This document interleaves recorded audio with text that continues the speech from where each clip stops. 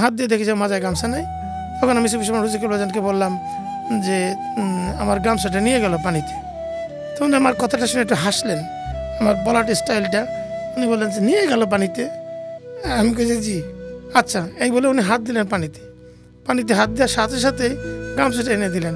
কীভাবে এনে দিলেন আমার কাছে আশ্চর্য। আমি জানি না যে উনি কীভাবে গামছাটা এনে দিলেন এত স্রোতের মধ্যে। উনি অনেক বেশ দূরেই ছিলেন। আমি ওনার কাছে যেয়ে বললাম আমার গামছাটা নিয়ে গেছে। তখন আর কি আমার কাছে খুবই আশ্চর্য লাগছে উনি কীভাবে গামছাটা এনে দিলেন। আমার কাছে ভীষণ অলৌকিক মনে হয়েছে আর কি। তখন কি সুফি সম্রাট হুজুর কিবলাজান তখন তিনিও নিজেও কি পানির ভিতর বসে তিনিও সাঁকো তৈরি করতেছেন আমাদের সাথেই।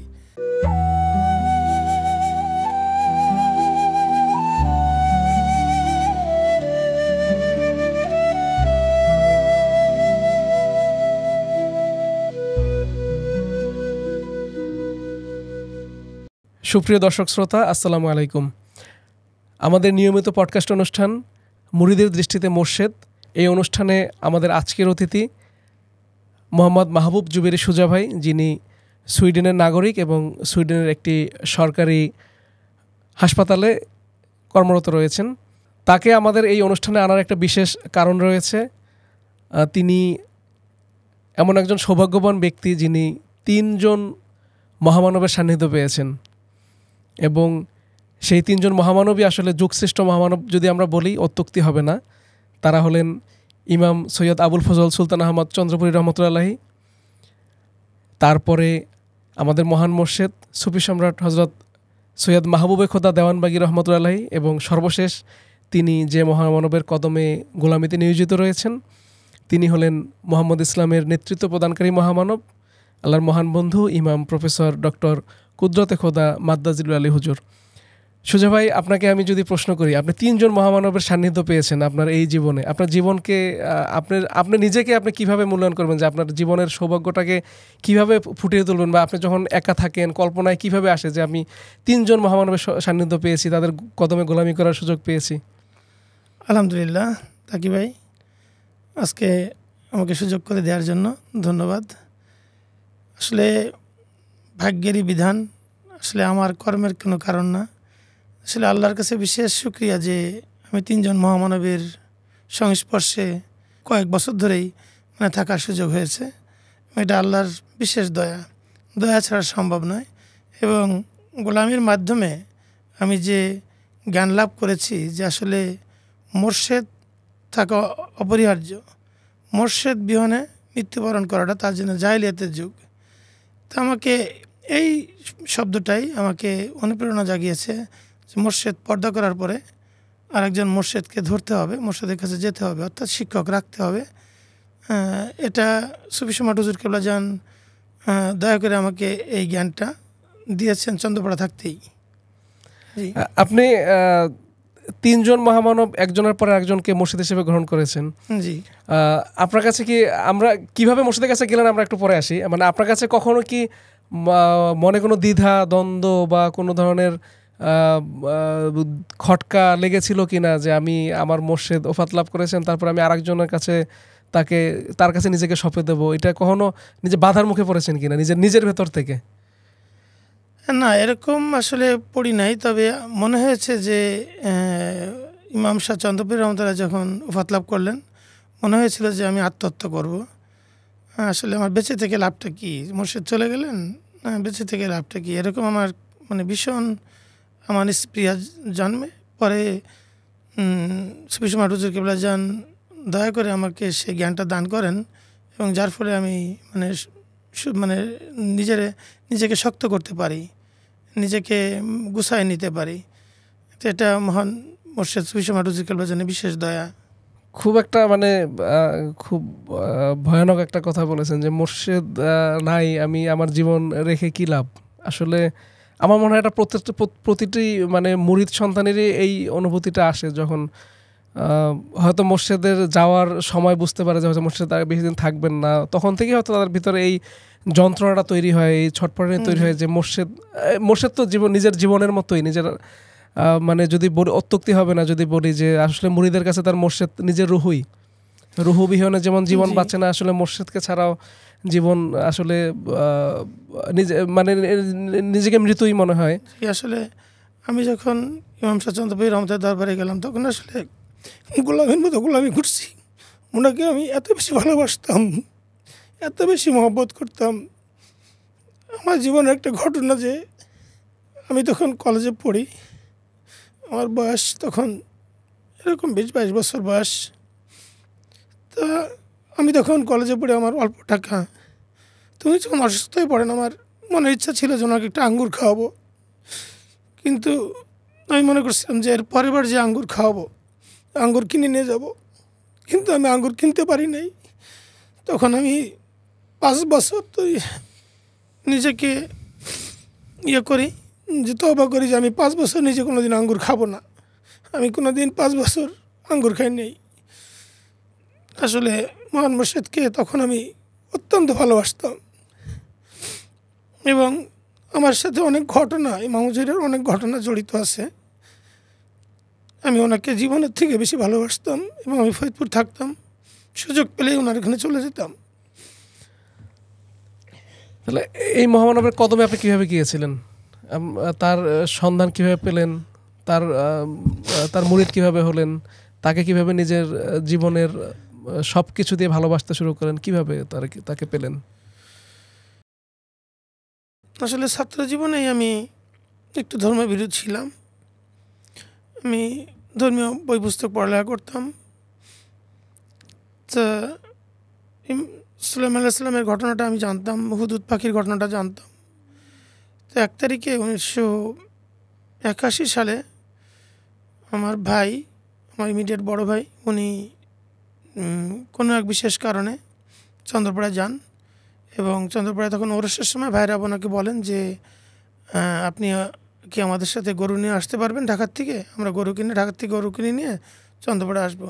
তখন উনি রাজি হন। তখন উনি গরুর ভাইদের সাথে, মানে গরু এবং যারা নিয়ে যাচ্ছে তাদের সাথে উনি কাফেলা হয়ে চন্দ্রপাড়ায় আসেন এবং ওরসের পরে বাড়িতে আসেন। বাড়িতে এসে আমাকে বলেন যে এরকম আমি এক দরবারে গেছিলাম, আমার কাছে আশ্চর্য লাগছে যে কিছু ভাইয়েরা গরুকে বলে যে এই গরু তুই এই জমির ধান খাবি না, ওইটা খাবি না। তখন সেই গরু সেটা খায় না। হ্যাঁ, তো আমার কাছে গরু কথা শুনে, মানে আমার একটা দরবারে গেছি যে ওনারা পশু পাখির ভাষা বোঝে। তখন এই কথা বলার সাথে সাথে আমার মনে রিয়্যাক্ট করে যে আসলে এই জামানায় কি এখন এরকম লোক আছে যে হুদুদ পাখি যেমন সুলাইমান আলাইহিস সালামের কথা শুনতেন বা বুঝতে পারতেন, সুলাইমান আলাইহিস সালাম পাখিদের ভাষা বুঝতেন, পশু পাখির ভাষা বুঝতেন, এই জামানায় কি এরকম লোক আছে? তো আমার মনের মধ্যে কিউরিওসিটি জাগে। আর ইমাম শাহ চন্দ্রপুরী সম্প্রদায় বলেন যে ওখানে অনেক সুন্দর সবাই 5 ওয়াক্ত নামাজ পড়ে এবং মোরাকাবা করে। তা আমি খুব আগ্রহ প্রকাশ, কিন্তু আমাকে যেতে বলে না। তখন আমি নিজের ইচ্ছার থেকেই আর কি, একদিন ফরিদপুর কলেজ থেকে আমার ছুটি হয়, আমি নিজের ইচ্ছা থেকে আমি যাই। যাওয়ার পরে প্রথম একাই যাই আর কি, আমি তো কাউকে নিই নি। তো আমাকে বলে দেয় যে দরবার শরীফে যেতে হলে তুমি যদি যাও কখনো তাহলে কিন্তু খালি পায়ে যেতে হবে। তা 3 মাইল দূরের থেকেই আমরা এই সদরঘাট থেকেই সদরপুর থেকেই আমি মানে স্যান্ডেল খুলে তারপরে প্যান্ট গুছাই, আমরা ওখানে কাদা ছিল অনেক, রাস্তায় কাদা, সাঁকো ছিল না, ওই পানির মধ্যে দিয়ে ভেঙে ভেঙে অনেক দূর যেতে যেতে যেতে যেতে তারপরে লোকের কাছে জিজ্ঞেস করি যে চন্দ্রপাড়া কোথায়। তারপরে যেতে যেতে তারপরে আমি চন্দ্রপাড়া দরবারে আসরের নামাজের আগ দিয়ে ঢোকার পরে মসজিদে অজু করে সবাই বসতে বলে, আমি বসার পরে তখন সুফি সম্রাট হুজুর কিবলা যান ওখানে উপস্থিত ছিলেন। তো ওনার চেহারা মোবারক দেখে আমি আশ্চর্য হয়ে যাই যে এত সুন্দর নুরানি চেহারা, এমন ফর্সা বাবাজানকে দেখতে, মানে সুফি সম্রাট হুজুর কিবলাকে দেখতে আমি আশ্চর্য হয়েছি। এমন একজন মহামানব। মানে শুরু থেকে কাকে দেখেছেন? উনি প্রথমে মসজিদে সৈয়দ মাহবুব রহমতুল্লাহকে ওনাকে দেখি প্রথমে। তারপরে উনি আমরা তো বসে মানে ধর্মীয় আলাপ আলোচনা উনি করতেছেন, মানে ওনাকে দেখে আপনার তখন অন্যরকম লেগেছিল? অন্যরকম লেগেছে যে আসলে মানে আরবি মানুষ মনে হয়েছে, মানে বাঙালি মনে হয় নাই, মানে ফরেনার, মানে আরবি মনে হয়েছে।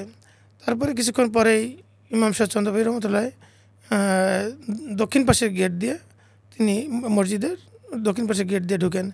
তো ঢোকার পরে উনি বসলেন, বসার পরে আরও কিছু লোক আসার জন্য অপেক্ষা করতেছিলেন। তখন মসজিদে ওই যে পাখা, বড় এক ধরনের পাখা আছে, মানে ছাদের সাথে রাখা হয়তো আর কি, বেশ চওড়া, হাত দিয়ে ওটা দড়ি দিয়ে টানতে হতো, পুরো মসজিদে বাতাস হতো। তা ওইটা দিয়ে মানে সবাই টানতেছে।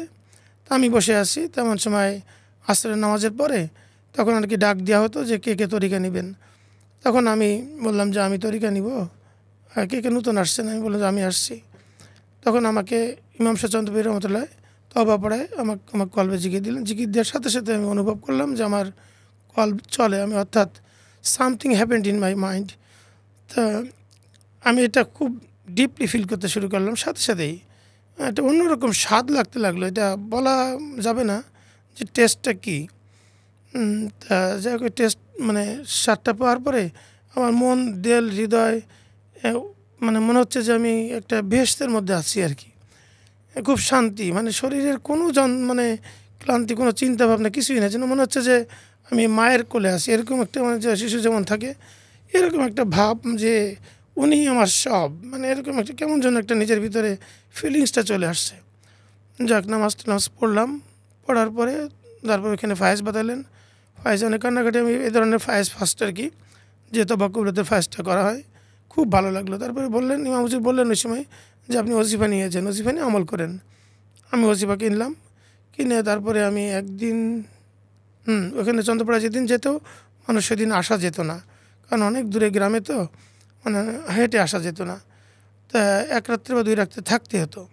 তা আমি বোধহয় 2 রাত্রে থেকে ওখানে আমলগুলো শিখে আমি ওজিফা নিয়ে চলে আসি। জি। আপনার বাড়িতে মধ্যে গিয়ে খোঁজ নেয়নি যে আপনি আমি কই তো গেলেন? হোস্টেলে, ফরিদপুর হোস্টেলে থাকি, তখন কলেজে পড়াশোনা করি, ফরিদপুর ইয়াসিন কলেজে পড়াশোনা করি। তবে আপনার যেভাবে গিয়েছেন ইমাম হুজুরের বাড়িতে, অর্থাৎ অনেক কাদা ভেঙে, পানি ভেঙে, অর্থাৎ মানে তাহলে এটা খুব একটা দূরবর্তী একটা গ্রাম ছিল, মানে অজপাড়া গা যদি আমরা বলি, এরকমই ছিল। তাহলে আমার এই প্রসঙ্গে আমার একটা কথা খুব মনে পড়ে যে মেজো হুজুর, অর্থাৎ বর্তমান নেতৃত্ব প্রদানকারী মহামানব আল্লাহর মহান বন্ধু, উনি মাঝে মাঝেই বলেন যে আমি যদি গাছতলায় যাই তাহলে গাছতলায় দরবার হবে। তাহলে আমার কাছে যে মনে হচ্ছে নূরে মোহাম্মদী যেখানেই থাকুক, মানে নূরে মোহাম্মদী সে শহরে থাকুক আর একদম দূরবর্তী প্রান্তে থাকুক, সেখানে মানুষ ছুটে যাবি, যেভাবে আপনারা লক্ষ লক্ষ মানুষ ছুটে গিয়েছিলেন ইমাম শাহ চন্দ্রপুর রহমতুল্লাহর কদম মোবারকে। যোগাযোগ বিচ্ছিন্ন একটা জায়গা, কিন্তু এত লাখ লাখ মানুষ তার কাছে ছুটে গিয়েছিল নিজেদের আত্মার মুক্তির জন্য। ওইটা আমার কাছে খুব মনে হচ্ছে যে আসলে এটাই বাস্তবতা, যে নূরে মোহাম্মদের যেখানে থাকে মানুষ পঙ্গপালের মতো ছুটে যায়। আপনার তরিকা নেওয়ার পর আপনার জীবনের কি কি মানে আদল বদল, কি কি পরিবর্তন, কি কি মানে নতুনত্ব আসলো, কি পেলেন, কি হারালেন? তরিকা নেওয়ার পরে আমি যখনই নামাজ পড়তাম এবং মোরাকাবা করতাম, নিজেকে একটা খুব শান্তিপ্রিয় মনে হতো আর কি, মানে খুব একটা কাম অ্যান্ড কোয়াইট, এবং নিজের ভিতরে ফিলিংস, মানে একটা আলাদা একটা স্বাদ, টেস্ট পেতাম আর কি। নামাজের একটা টেস্ট পেতাম, নামাজ ছাড়তাম না, 5 ওয়াক্ত নামাজ পড়তাম, এবং শেষ রাতে যদি কোনো দিন উঠতে না পারছি, শেষ রাতে যখন উঠছি তখনই করছি, এরকম আর কি। মানে রহমতের আমলটা করার চেষ্টা করতাম, তবে মানে কন্টিনিউ করতাম আর কি। তো আমার কাছে খুব শান্তি লাগতো, খুব ভালো লাগতো, এবং মনে হতো যে আসলে যে মানুষ যে আল্লাহর সান্নিধ্যে গেলে বা মহামানবের সান্নিধ্যে গেলে যে আত্মিক শান্তিটা পাওয়া যায়, এই শান্তিটা মানুষকে বোঝানো যায় না, ভিতরগত শান্তি। এই শান্তিটা আমি সবসময় ফিল করতাম। এরপর কি আপনার জীবনে কোনো অলৌকিক ঘটনা, বা এরপরে আবার কখন মসজিদের কাছে আবার পরে গেলেন? জীবনে অসংখ্য মসজিদকে কেমন দেখেছেন, মসজিদের দরবারে কি ঘটনা দেখেছেন? ইমাম শাহ চন্দ্রপুরী রহমতুল্লাহকে কথা শুরু করি, প্রথম মহামানবকে নিয়ে, তারপরে সুফি সম্রাটকে নিয়ে, তারপরে ইমাম ডক্টর কুদরত খোদাকে নিয়ে। হ্যাঁ, 3 জন মহামানবকে তো আপনারা পেয়েছেন ধারাবাহিকভাবে। আমরা তিনজনকে কিভাবে দেখলেন? মানে ইমাম শাহ চন্দ্রপুরী রহমতুল্লাহ উনি চেক লুঙ্গি পরতেন, একটা গেঞ্জি পরতেন, হাফাতে গেঞ্জি, ওনার চেহারা গোল গলা, যে আগে আমরা পাঞ্জাবির নিচে যেগুলো পরা হতো, যে গেঞ্জিগুলো পাঞ্জাবির নিচে, ওইটাই বেশিরভাগ পরতেন, এবং সাধারণ একটা লুঙ্গি পরতেন পেটের একটু উপরের দিকে। ওনার দাড়ি মোবারক ছিল বেশ সুন্দর, আর চুল মোবারক ছিল একদম ছোটো ছোটো ছোটো ছোটো, মানে হজ করে আসার মনে করেন যে 2 সপ্তাহ পরে যে মানুষের যতটুকু চুল হয় ঠিক ততটুকুন চুল সবসময় রাখতেন। উনি চোখগুলা ছিল একটু ছোটো ছোটো, ভুরুগুলো ছিল খুব সুন্দর, এবং ইমাম হুজুর খুব গম্ভীর ছিলেন, মুখের হাসি সবাই দেখতে পেত না, এবং কথা বলতেন, জাকির আসলে কথা বলতেন এবং বয়ান করতেন। আমার স্পষ্ট মনে আছে যে অনেক ধরনের উনি আলোচনা করতেন। তবে আমি ওই যে ইমাম হুজুরের ইমাম শাহ চন্দ্রপুর রহমতুল্লাহ যে প্রথম যে হুজরা শরীফটা, মানে সোনের ঘরে হুজরা শরীফ, এই সোনের ঘরে বেশ খানিকটা উঁচু হুজরা শরীফটা ছিল, মানে কোমর সমান উঁচু, তারও বেশি হবে মনে হয়, এই বুক সমান উঁচু। তারপরে যে ঘরটা, মানে ঘরটার ডিজাইন এবং শেপটা মনে হচ্ছে কাবা শরীফ, এরকম আমার কাছে মনে হয়েছে তখন আর কি। তা ওখানে যে ওনাকে কদমবুসি করছি ফার্স্ট টাইম, মানে ফার্স্ট যখন কদমবুসি, মানে এর পরের বার যখন আসছি ওনাকে ওখানে কদমবুসি করছি। এবং পরের দিন সকালবেলা উনি ওখানে বসতেন, মানে ওখানে বসে জাকেরদেরকে সাক্ষাৎ দিতেন আর কি। উনি সবাইকে অত্যন্ত ভালোবাসতেন। ঘুরে ঘুরে ইমাম মানে বিভিন্ন দরবার শরীফ পুরোটাই ঘুরে ঘুরে দেখতেন। সবেদা গাছের নিচে বেশি বসতেন।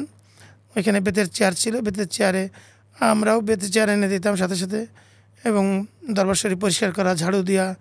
এবং ওইখানে আমরা রাতে থাকলে আমাদের জন্য স্পেশাল কিছু ছিল না, আমরা ওটাই মনে করতাম যে কষ্ট করে আল্লাহকে পেতে হবে।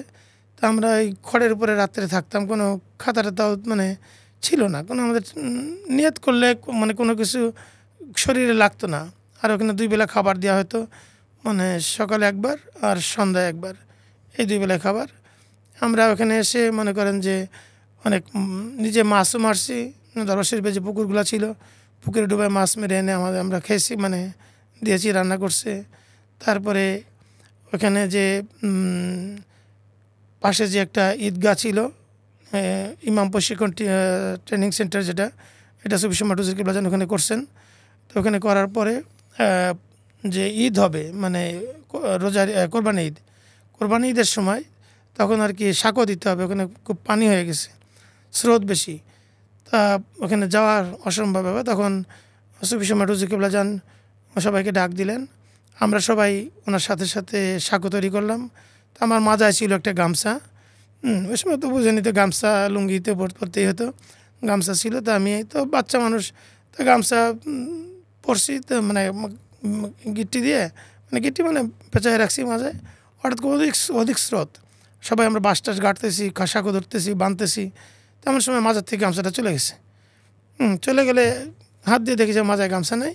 তখন আমি সুফি সম্রাট হুজুর কিবলা জানকে বললাম যে আমার গামছাটা নিয়ে গেল পানিতে।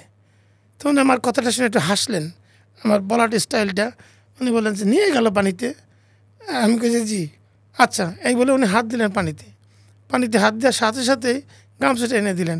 কীভাবে এনে দিলেন আমার কাছে আশ্চর্য, আমি জানি না যে উনি কীভাবে গামছাটা এনে দিলেন এত স্রোতের মধ্যে। উনি অনেক বেশ দূরেই ছিলেন। আমি ওনার কাছে যেয়ে বললাম আমার গামছাটা নিয়ে গেছে। তখন আর কি আমার কাছে খুবই আশ্চর্য লাগছে উনি কীভাবে গামছাটা এনে দিলেন। আমার কাছে ভীষণ অলৌকিক মনে হয়েছে আর কি এটা। তখন কি সুফি সম্রাট হুজুর কিবলা জান তখন তিনিও নিজেও পানির ভিতর বসে তিনিও সাঁকো তৈরি করতেছেন আমাদের সাথেই, একই সাথে সাঁকো তৈরি করতেছেন। মানে এছাড়াও মানে উনি অনেক পরিশ্রম করতেন আর কি সুফি সম্রাট হুজুর কিবলা জান চন্দ্রপাড়ায়। মানে ইমাম হুজুরের পুরো দায়িত্বই আমি পুরো দায়িত্ব উনি করতে, কোথায় কী করতে হবে না করতে হবে, এমনকি মাটি কাটার থেকে শুরু করে মানে যে ফসল আসে সেগুলো কোথায় রাখতে হবে, কীভাবে নিতে হবে না নিতে হবে। তারপরে মনে করেন যে অজুখানা, টয়লেট মানে কীভাবে করতে হবে। অজুখানা তো করলেন, সুন্দর একটা অজুখানা করলেন। মানে অনেকে বাধা দিচ্ছিল যে এত বড় অজুখানা করা কি দরকার, বুঝছেন। মানে গ্রাম অঞ্চলে এত বড় অজুখানা, তা খুব মডার্ন ওয়েতে খুব সুন্দর একটা অজুখানা করলেন। পরে অজুখানা তৈরি হলে সবাই মানে অ্যাপ্রিসিয়েট করলেন যে না, আপনি খুব সুন্দর অজুখানা করছেন, কারণ শুক্রবারের দিন অনেক লোক হয়ে যায়। যেহেতু আস্তে আস্তে লোক বৃদ্ধি পাওয়া শুরু করলো। তারপরে মনে করেন যে সুফি সম্রাট হুজুর কিবলা জান যাবতীয় উন্নয়ন যা ছিল, মানে ওখানে স্কুল, তারপরে হসপিটাল, তারপরে যে পানির ট্যাঙ্কি, এবং কারেন্ট ছিল না প্রথম দিকে, কারেন্ট আনলেন, এবং আরও অনেক কিছু। ওনার সাথে আপনার ওই হৃদ্যতারা বা ঘনিষ্ঠতা বলতে মুরিদদের মোর্শেদ তো আসলে ঘনিষ্ঠ হয় না, মানে তার স্নেহধন্য কীভাবে হলেন, মানে তার কাছে কীভাবে আসলেন? আসলে জানি না, উনি দয়া করে আমাকে অনেক পছন্দ করতেন, চন্দ্রপাড়ায় থাকতেই পছন্দ করতেন। এবং পরবর্তীতে আমি যখন সুইডেনে আসার আগেও মানে ওনার কাছে যখন গেছি, সেসব ঘটনা আসতেছি, চন্দ্রপাড়ায় তাহলে আপনি 82 সালে আপনি চন্দ্রপাড়ায় জি। গেলেন। 83 তো ওরস হলো, তারপর 84-তে ইমাম হুজুরের শেষ ওরস জি, হলো। আমি ওরসের ঘটনায় এই দুইটা আসবো। ওরসের ঘটনায় যদি আসতেন আপনি। জি, আমি প্রথম ওরসটা 1983 সালে, 82 সালে আমি ওরসের পরে মানে এপ্রিলের দিকে আমি তরিকা নেই, এবং 1983 সালে ওরস মুবারক এরকম ফাল্গুন মাসের অর্থাৎ ফেব্রুয়ারি মাসের অথবা মার্চের মার্চে 2 তারিখ সম্ভবত, যেহেতু এনাদপুরি রহমতুল্লাহর 2 তারিখ হলো ওফাত ওফাত দিবস দিবস। স্মরণে। 2 মার্চ। 2 মার্চ। তা আমি ওরস মুবারকে যাই। আমাদের যেতে হতো বুধবারের দিন, অর্থাৎ যে 2 দিন আগে। আচ্ছা, মানে ওই দিন পতাকা উত্তোলন করতেন ইমাম শাহ চন্দ্রপুর রহমতুল্লাহ, এবং পরবর্তীতে ডিউটি ভাগ করে দেওয়া হতো, এবং আমরা ব্যাস নিয়ে আমি সাধারণত ওই সময় একটু ছোটো থেকে আমি আত্মারবাণী স্টল দিতাম। তা আমি মানে ঘুরে সব জায়গায় মানে যেতে পারতাম, মানে খাবার মাঠ হোক বা সব জায়গায় যায় দেখার সুযোগ আমার হয়েছে। প্রত্যেকটা এলাকায় যে আত্মারবাণীতে বিক্রি করার জন্য আমার এলাও আছে, ঘুরে নিয়ে যেতেন। হ্যাঁ, আমি সব জায়গায় ডিউটি থাকলেও মানে আমি সব জায়গায় যেতাম, দেখতাম আত্মারবাণী বিক্রি, এবং রাস্তার সাইডেও যে যারা বসে আছে তাদের কাছে আত্মারবাণী বিক্রি করতাম। তো আমার কাছে খুব ভালো লাগতো। এবং ওরস মুবারকে সাধারণত ওরসের যে মোনাজাতটা হতো, এই মোনাজাতটা হলো এশার নামাজের পরে, লোকারণ্য। ওই দিন আর ওরস শেষ করে সবাই চলে যেত না, যারা কাছে চলে যেত, রাতেই থাকতো, রাতে থেকে যেত। তা ওরস মুবারকে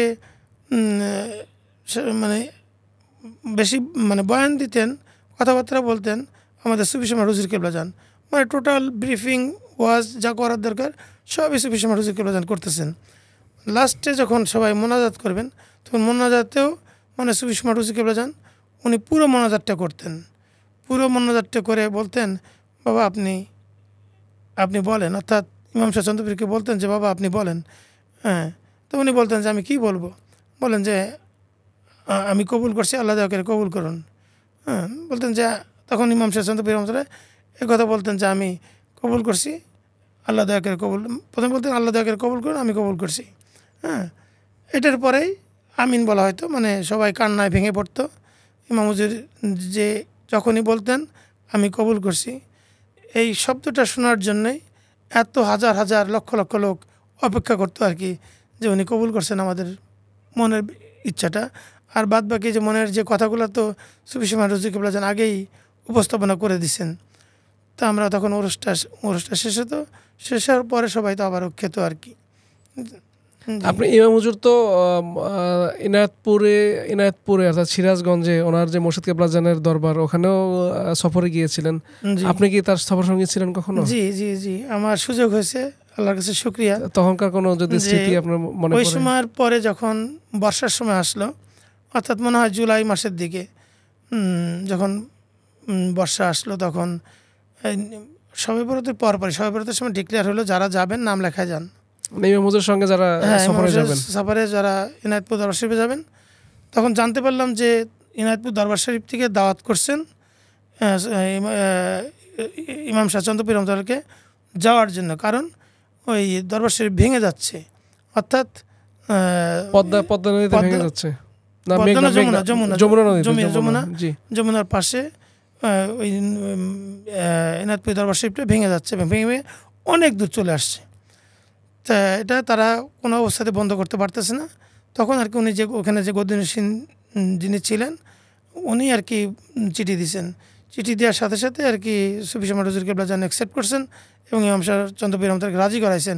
উনি বলছিলেন যে আমি যে কী করব, আল্লাহর কাছে আল্লাহ করতেছে। তখন মানে উনি বলছিলেন যে কেন আপনার মোর্শেদের দরবার ভেঙে যাচ্ছে, একটু ব্যথা লাগে না? তখন বলে যে জি লাগে। করে তাহলে তো আপনার যেতে হবে, দাওয়াত দিছে, আমি গেলে কি বন্ধ হবে? তখন উনি বলছিলেন যে সেটা আল্লাহর ইচ্ছা হবে, কিন্তু আপনাকে দাওয়াত করছে বন্ধ করার জন্য, আমরা চলেন যে আমরা যাই। তখন আর কিছু বিষয় কেবলা যান মোর্শেদের দরবার ভেঙে যাবে বলে যে একটা ব্যথা সৃষ্টি করে দিচ্ছেন সুফি সম্রাট হুজুর কেবলা যান, উনি এই ব্যথার ইয়েতে মানে কাতর হয়ে পড়েন যে না, মোর্শেদের দরবারে আমার যেতে হবে। তখন তো ওনার বয়স অনেক বয়স, তখন প্রায় 80-র উপরে বয়স। তা যাই হোক আর কি, আমি নামটা লেখা আসি, যে আমি যাব, কিন্তু আমি আসার পরে আমার কোনো টাকা, আমি তো চুরি করে টাকা কোত্থেকে আনবো, আমি তো টাকা দেয় না বাসার থেকে, বলতেও পারতেছি না যে আমি অত দূরে যাব, আমার 1,000 টাকা লাগবে। তখন আমি কি করব বিশ্বাস করেন। তা আমি না, 1,000 টাকা লাগবে না, মানে তখন ছিল হলো টোটাল যাতায়াতের নিয়ে মনে হয় 250 টাকা মতো লাগবে আর কি, বুঝছেন, 250 টাকা, যেটা আমরা শরিক বলি আর কি, যাতায়াতের মানে শরিক আর কি, নিজের আপনার খরচটা, হ্যাঁ, মানে তো লঞ্চের খরচটা।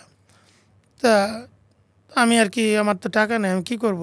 প্রতি রাত্রে উঠে, ওই দিন থেকে প্রতি রাত্রে উঠে আমি মানে মোরাকাবায় বসি যে আমি, আল্লাহ, আমি তো লিখে দিয়ে আসছি, আমার কোথায় টাকা পাবো, কীভাবে টাকা পাবো, তুমি আমার টাকার ব্যবস্থা করে দাও, আমি তো চাকরি করি না। আল্লাহর বিশেষ দয়া, হঠাৎ করে একদিন দেখি যে আমার নামে একটা টেলিগ্রাম আসছে, মানে মানি অর্ডার আসছে। মানি অর্ডার কীভাবে আসছে, আমি তো ভীষণ খুশি যে মানি অর্ডার আসছে, আমি লোকটাকে চিনি না, ঢাকার থেকে মানি অর্ডার করছি।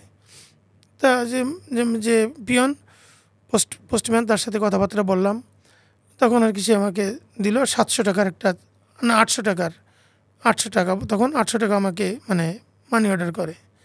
তা আমি খুব অত্যন্ত খুশি, আমার তো লাগবে 250 টাকা, আরও বেশ কিছু টাকা থেকে যাবে।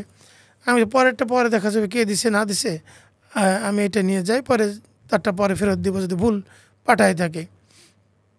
আমি মনে করছি আল্লাহর তরফের থেকে এটা হয়েছে, আসলেও আল্লাহর তরফের থেকে এটা হয়েছে।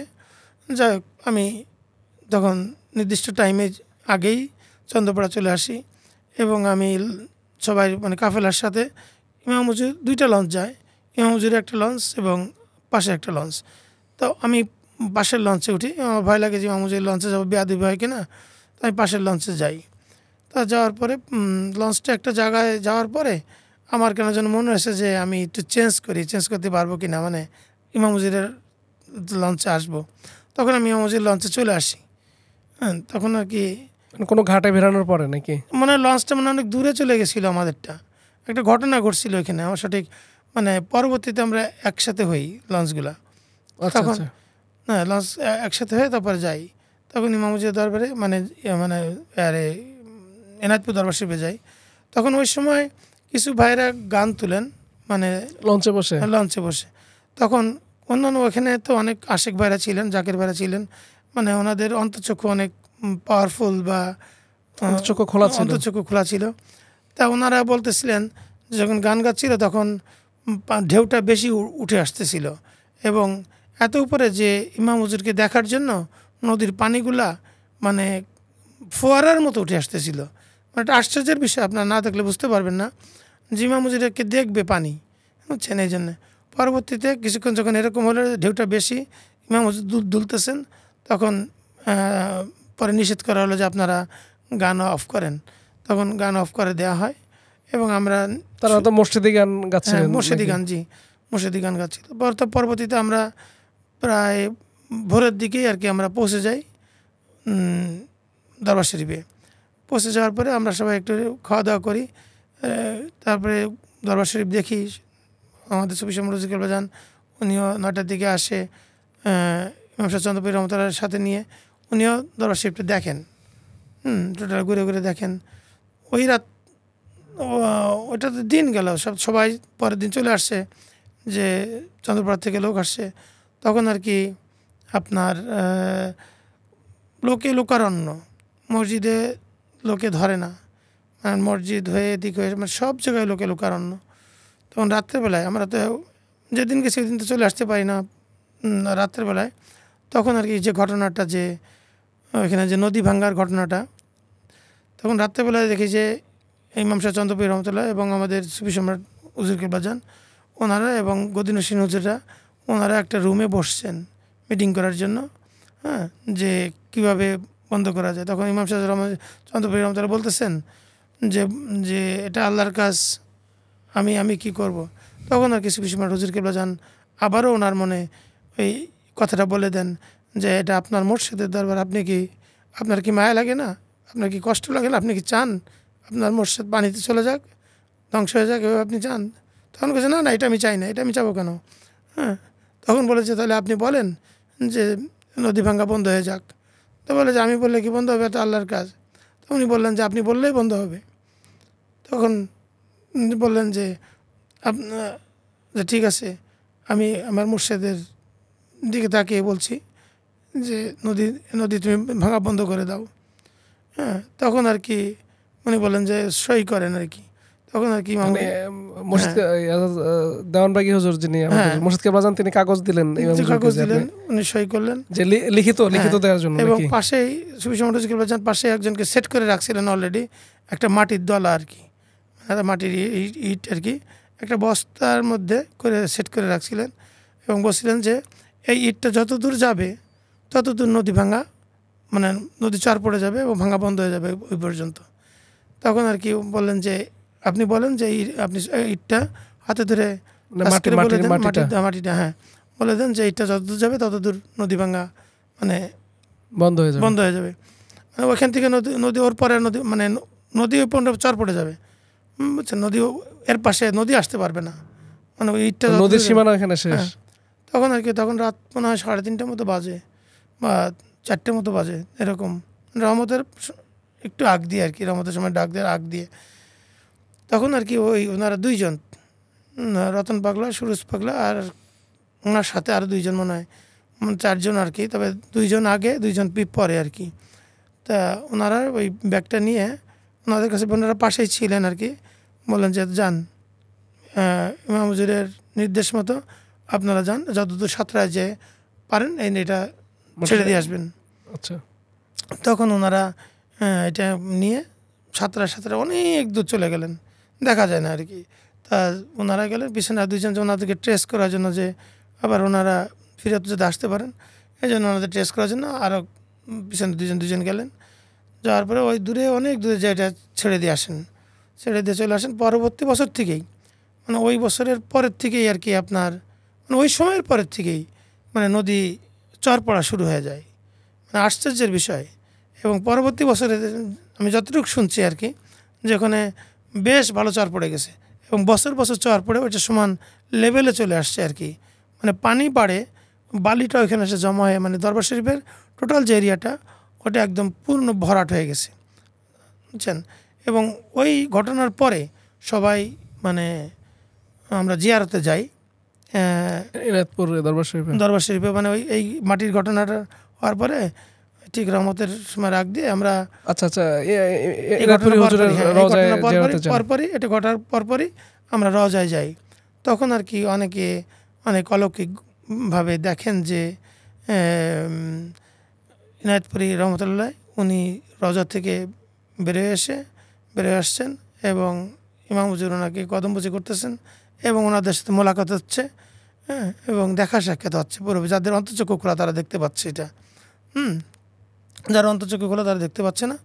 তো ওই সময় কান্নার একটা বিরল রোল পড়ে যায়, যে সবাই এত কান্না করতেছিল।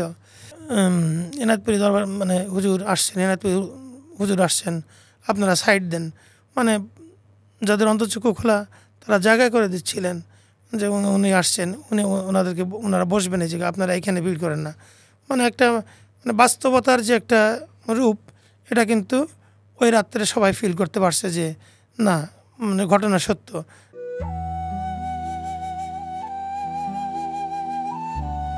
আপনার প্রত্যেকটা গুণ, আপনার প্রত্যেকটা হালাত, আপনার প্রত্যেকটা অবস্থা আমি মেজো হুজুরের মধ্যে দেখি।